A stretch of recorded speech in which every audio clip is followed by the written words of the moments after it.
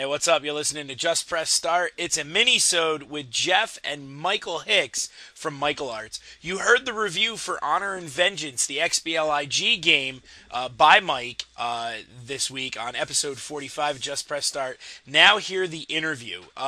Jeff sits down, gets very candid with Mike. It's a really good interview, and honestly, I'll say this. I didn't get a chance to say it on this week's episode, but definitely support this kid. He did a great first attempt on Honor and Vengeance. I highly recommend listening to the review if you hadn't had a chance to listen to it, and then trying out the game because it really is worth it. He put a lot of time and a lot of effort into it, and this kid is young. At 18, he puts together a game like that. I give the kid credit. So definitely give him the support that he deserves because, if he gets the support, he's just going to develop better and better and better games, and I can't wait to see how well he turns out in the future. I'm actually waiting for the sequel to the game, which he mentioned to us that he is currently working on. So here's Jeff with Michael Hits of Michael Arts. Enjoy it. Later. Welcome to another episode of Just Press Start. This is Jeff, as always, and talking to me now on the phone from somewhere in Illinois is Michael Hicks, the developer of the game Honor and Vengeance for Xbox Live Indie Games with the company Michael Arts. So, Michael, why don't you introduce yourself, tell us a little bit about yourself and the game, please. Okay. Honor and Vengeance. I've been working up to making this game for a long time now. I started programming back when I was in 7th or 8th grade. I'm 18 now. So when I started high school, really, I was trying to learn how to program a 3D game because all my previous attempts had been 2D. So really, my entire story has really been, the last 3 years I've been working up to this game, like learning, the math and the 3D techniques or whatever that are involved with creating a 3D game. And I finally turned 18 earlier this month, so I was legally able to release the game to Xbox Live Marketplace. Oh, I didn't realize that was a thing. Yeah, because I probably programmed this game for like 9 or 10 months when I was 17. I finished it up probably November or December, and I was trying to upload it to be approved, and they said no, you can't do that. You have to be 18. So interesting, huh? Yeah, so I had to wait a little bit to get it up, but it's good to finally have it up. Well, happy birthday and congratulations. Thanks. Yeah. So give us a little bit of your background and tell us about the game. Okay. Well, I've been a pretty passionate gamer all my life. I was real big into the N64, and there's a game that I used to play back in the day called Star Wars Rogue Squadron. I don't know if you're familiar with that. Oh, very, very. Oh, okay. Well, I'm much older than you, Michael. Yeah. That game was the stuff. But I was really strongly influenced by that game for Honor and Vengeance. I wanted to try to take that gameplay and try to put it into like a more update the graphics. I wanted to keep the whole feel that the game had going on. So really, the story of the game, it's based on Mars. You're a pilot for a Martian rebellion, and your name's Juno Lucas. And pretty much the whole backstory of the game is Earth was running out of resources and was in bad shape, so they went and colonized Mars to mine for resources and whatnot. But the thing is that Earth started to really mistreat the Martian colony. People were living in poverty, had strict taxes on trade and whatnot. So the Martians, they made a rebellion to hopefully win their independence from Earth, and that's pretty much where the game starts. The Earth finds out about this rebellion, and they send a fleet to kind of wipe it out, and you're this pilot trying to hold off the fighters. And as you destroy the ships, the story progresses, and there's an ultimate ending to the game as well. So that's pretty much... So very nice. I don't know if you're familiar. So it sounds like a little bit of a Babylon 5 influence almost with the Earth-Martian conflict, and I don't know if you're familiar with that series from back in the day. Oh no, is that an older series or? It from like '95. So yeah, you would have been. Yeah. You would have been a little young. Yeah, I'm a youngin'. I think this is very interesting. I think you are the youngest developer we've talked to. So I mean, oh really? It says that I'm reading your press release here, and it says you've got a lot of contacts worldwide. So does that ever enter into things? Do people realize how young you are to already have a game out? And... I'm trying to keep it. See, I've always been kind of self-conscious about releasing my age because people seem to, when they know someone's younger, they they don't seem to respect the product as much. So in that press release I put I was 18. I guess some people emailed me like, oh, that's really cool, you're 18 or whatever. But I guess it's a good marketing point, right? Well, it's absolutely. I mean, it's phenomenal that you've released something that's so polished and everything at such a young age. So I mean, that means you have a long career ahead of you. So yeah, I hope so. Yeah. Yeah, I'm actually I'm enrolled to start in a Full Sail University. I don't know if you heard of that. In Orlando, I was going to study in video game development. I'm enrolled to start there next September. So hopefully when I get down there, I tell them about this game. Maybe that'll help me out a little bit. Oh, I think it should absolutely. That's going to be a bit of a temperature shock to you, isn't it? Going. Yeah, definitely. Yeah, where I'm at, I'm looking outside my window right now, and we have like 3 or 4 inches of snow, and I don't think it ever snows in Florida, so it'll be a change up. Yeah, I live in upstate New York, so yeah, we've been hit with a storm a week for the past week or so. Oh yeah. So yeah, we're pretty used to it too. Yeah. So so you said you kind of borrowed some influence from Rogue Squadron, but tell us a little bit more about the gameplay for the game itself, and cutscene, how the story is told, things like that. Well, at the beginning of the game, there's like a little text cutscene that kind of gets you up to date. Pretty much everything I just said, it tells you. But then the rest of the game, the story progresses with voiceovers. And I think you mentioned on the press release, I talked about the online people or whatever. Well, I have a couple of years ago, back in grade school, I met a bunch of people on the Star Wars fan website, and we were all really into games and all that. And I was like, well, I'd like to have voiceovers on this game. I started thinking, like, why don't I just have these friends and stuff I met online do the voiceovers? So all the voices that you hear in the game are my Star Wars buddies or whatever. And that's awesome. And that's how the story progresses with that. I mean, you'll listen to the voiceovers, and you'll progress from there. And the whole game is played from a third-person perspective outside the ship. Very cool. Yeah. So are there upgrades and things like that? Like I said, I haven't had a chance to try it yet, so.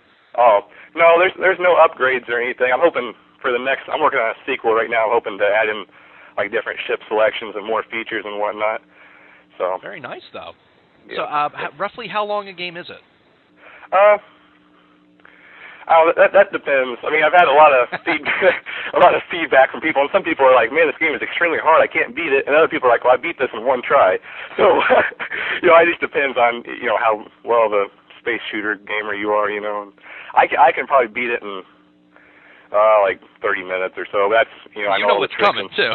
So. Yeah, exactly. Yeah. So what's really interesting is the space shooter, especially any kind of sim type one like you've accomplished here. Yeah. Over the year, I mean, back in the late 80s, early 90s, I mean, you had Wing Commanders, you had X-Wing, you had TIE Fighter, all those great games.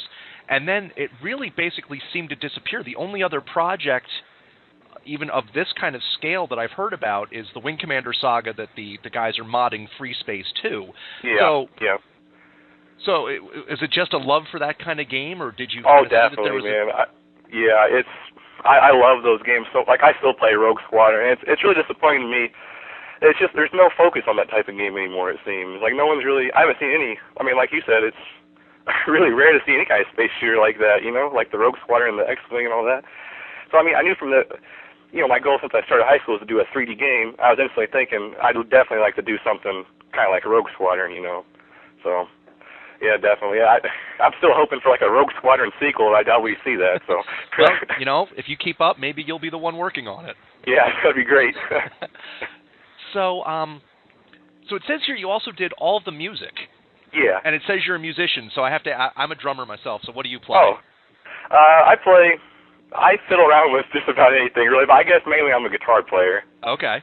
Yeah, so we could get a band together if we met up, right? There you go. So So what was it like composing an entire score? I mean, how did you go about that? Well, it came pretty natural, really, because I knew the feel of the game and what I wanted, the sound, the feel I wanted from the music, because I knew the story and all that. So, I mean, it came pretty natural. Actually, I think I sat down like 1 week and wrote it all, and there's like maybe 4 or 5 songs in there that I did, and it all just came to me because I knew the story and all that. So I guess that was an advantage I had, knowing the story and the gameplay and all that. It just kind of was natural to music. So and I did it all on a program called Fruity Loops. I don't know if you heard of that. Okay. But it's all electronic music. Yeah. Okay. Very cool. Yeah. Now, in terms of writing the story, now how long did that take you? Because it sounds like you have a very in-depth story here. So did it all kind of come naturally, or did you have stops and starts where you're like, okay, well, something's got to happen, but I'm not sure here? Tell me about the process there.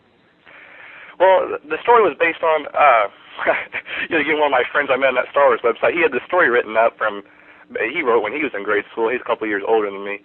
And he was telling me about it one day. I was like, dude, that'd fit perfectly with this whole space shooter thing I had planned. So we kind of revised the story together and made some plans. And pretty much we pretty much wrote a book pretty much of the story.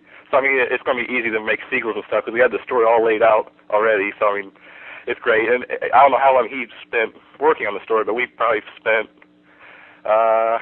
probably a month or so revising it to fit a game better, with the gameplay and all that. Now, how difficult is that? I've never been a part of that process. So what's that like? You have your novel basically written, and then to try and chop it down, knowing where you want this story to stop. What kind of did you have to make any sacrifices to your story in terms of the game, or how did that work? Yeah, because a lot of stuff that he had originally written for that story was based on like a soldier's point of view, like a ground soldier. So we had really the main thing that we had to sacrifice was we kind of branched off where we had that guy's story and then the game, which is based off that pilot.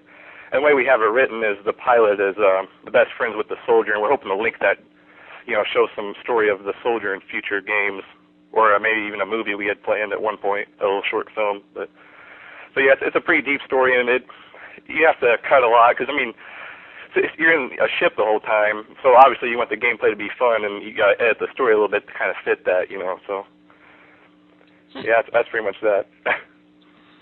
So what's it? What are your plans for the future? Like you said, you obviously have sequels to this, but are you thinking about going off into different genres? Maybe something else afterward. Yeah, I'd really like to do an RPG game at one point. I actually started on that, but I was like, I guess I'll do Honor and Vengeance too. So really, my plan right now is to hopefully finish up this story, the Honor and Vengeance story, and then hopefully go into like an RPG type of game. That's pretty much my plan for right now. That's kind of cool to have a catalog already that you're already set yeah. for. So, how did you find working with the Xbox? Is this something that you were considering porting to PC at some point, or did you just find it much easier to work with So, what made you choose the Xbox as your platform? Well, as soon as the indie game, back when XNA was first announced, and that's the whole framework that these games are based behind, I knew, like the very moment that was announced, I wanted to do something that would eventually go on. And back then, I think it was called Community Games, but they changed the name or something. Right. But I knew from the very start that I wanted to make that game, Xbox game. But actually, since I was 17, I couldn't see on their Microsoft's App Hub site or whatever. They have a place called Playtest where you upload your game, people play it and give feedback. And I didn't have access to that because I was 17 at the time. So I actually originally made the game for PC and uploaded it for my friends so they could kind of beta test it or whatever, give me some feedback, Oh, okay. And then I ended up porting it to Xbox in the end when I turned 18 to upload it to peer review or whatever to go on the marketplace. So is it something, like I said, you consider porting back to PC? Because there are a lot of joystick and throttle pilots out there who are probably looking for something like that to do. So yeah, I might. I don't know. I kind of the controls feel more natural to me with when I originally thought about this game, I thought about the Xbox controller. Like everything seems so natural. Oh, but I might end up making a PC port or something to release to the public eventually. I don't know.